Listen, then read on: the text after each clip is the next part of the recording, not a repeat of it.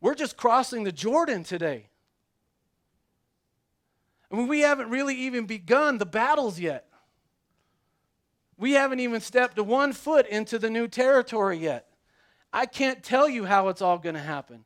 I don't know how the 200,000 is going to be met today, and the 250,000 mark, and the 300,000 mark, and the 500. I don't know how that's going to happen.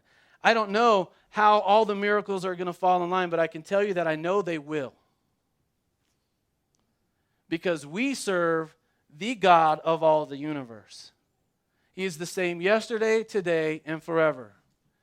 And the same God that parted the Red Sea so that Israel could walk across that, the same God that closed that same river onto the Egyptians so that the Egyptians could not cross it, is the same God that we are following today. The same God that delivered Lazarus out of the tomb, same God we serve today. Same God that rose from the dead after 3 days. Same God we're serving today. We have to be committed to the simple, profound act of obeying. When He tells us to do something, do it like He told us. And do not rob Him of His glory. And Lord, that is our commitment to You as a body. It's Your church. And we see how Moses, he choked. And because of that, we find ourselves reading Joshua chapter 1 as it's written. Moses died.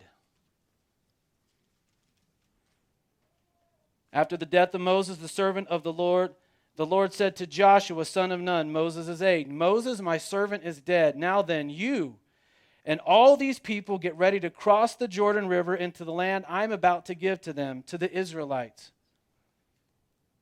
Listen to this profound promise.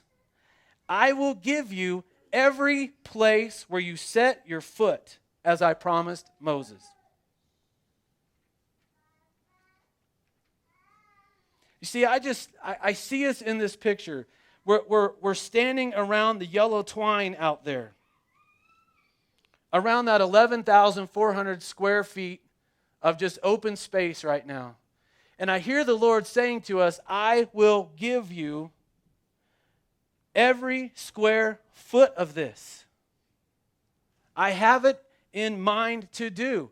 It's for my glory. It's for the purpose of furthering the kingdom that I am building on this earth, and especially right here in this little neck of the woods called Woodland Park in Teller County.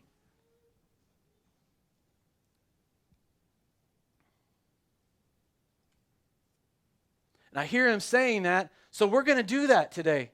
We're going to stand around the perimeter of that as if we were standing on the edge of the Jordan River, and we're going to step into it all at the same time, claiming the promise that He is going to give us every place where we set our feet today. How's that for a visual? Your territory will extend from the desert to Lebanon, and from the great river, the Euphrates, all the Hittite country, to the great sea on the west. No one will be able to stand up against you all the days of your life. As I was with Moses, so I will be with you. I will never leave you nor forsake you. Be strong and courageous, because you will lead these people to inherit the land I swore to their forefathers to give them. Be strong and very courageous. Be careful to obey all the law my servant Moses gave you. Obey what I say. Do not turn from it to the right or to the left, that you may be successful wherever you go. Don't let this book of the law depart from your mouth. Let the word be in your mouth, and meditate on it day and night, so that you may be careful to do everything written in it. Then you will be prosperous and successful. Have I not commanded you? Be strong and courageous. Boy, it just seems like there's a reiteration happening here. Why is he telling Joshua over and over and over again, be strong and courageous? It's because of what they're walking into. The land is not empty. It's full of enemies. They've already heard that report.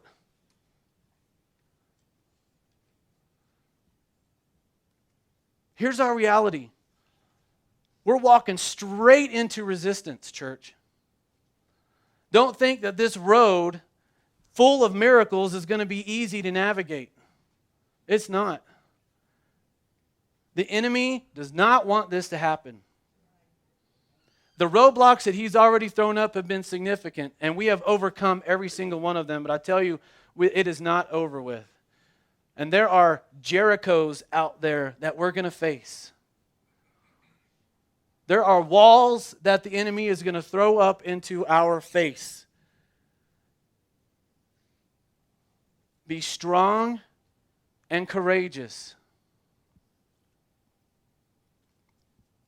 See, we don't know how the miracles are all going to fall in line. We don't know how those walls are going to come down.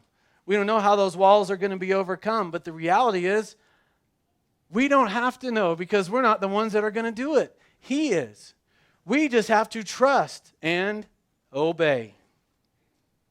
For there is no other way. I mean, are we ready for this?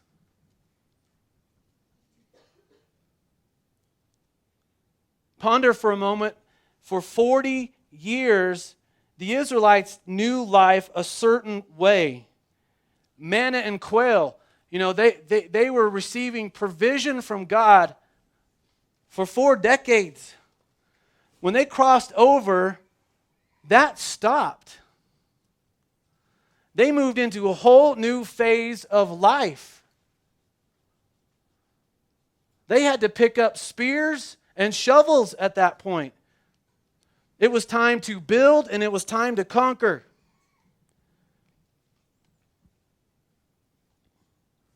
That's where we're headed. Are we ready for this?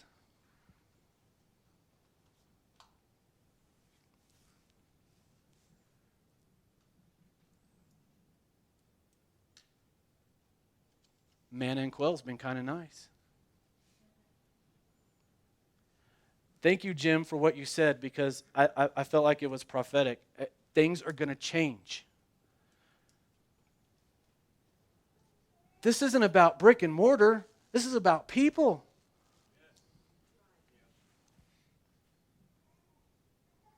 There was some pastors that were praying over our church a couple of weeks ago, and one of them said, I'm hearing from the Lord about this. And he has in mind to add 60 families into your fellowship because of this. That's doubling our directory, church. Are you ready for this? That's where we're headed. See, I understand the comfort of where we are now. But when you self-assess and you begin to think about the transformation that has happened in your life because of the Holy Spirit intersecting you through this fellowship, you realize you want that for your neighbor. You want that for your coworker. You want that for your brother, for your sister, for your wife, for your children. You want that for those that are in your circle of influence. You want that transformation to be happening in their lives. But it's a journey, and it's hard work. It takes investment.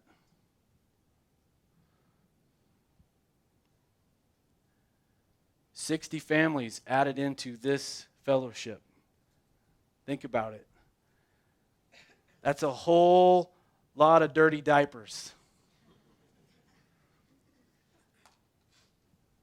That's a whole lot of baby Christians. That's a whole lot of needs. But see, if that's how God is seeing us, if that's what He has in mind, if that is the territory that He wants us to set foot into, we're going to do it on a physical level, but let's be realistic. The church is not a building, it's people. That building is not going to heaven. We are. And those that we bring with us.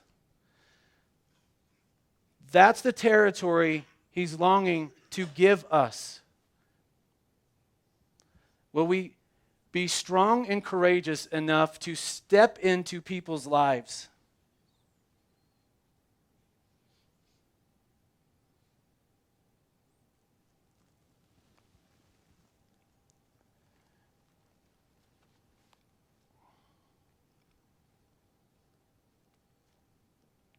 It's interesting that we see the Lord bringing promise and warning to Joshua in the present, and that the immediate future is Jericho.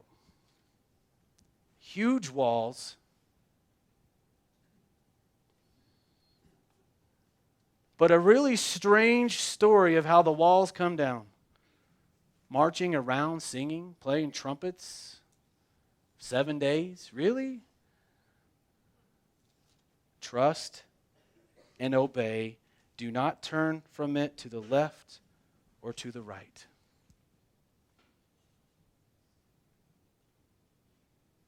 So we make the conscious choice today, church, that's how we're going to do it. We're going to trust Him, we're going to obey Him, and He gets all the glory. I don't want to touch it. I don't want an ounce of it. Are you with me? Are we together on this? So when you're out there in the community and they're asking questions about what's happening here, it's not about me. Don't give them that answer. It's about what God's doing. That's what they're looking for. Man, our neighbors are hungry for truth. They're hungry for real. They're hungry for the Lord. Tell them about it. Tell them about it. Let God have all the glory. And so we move into our future.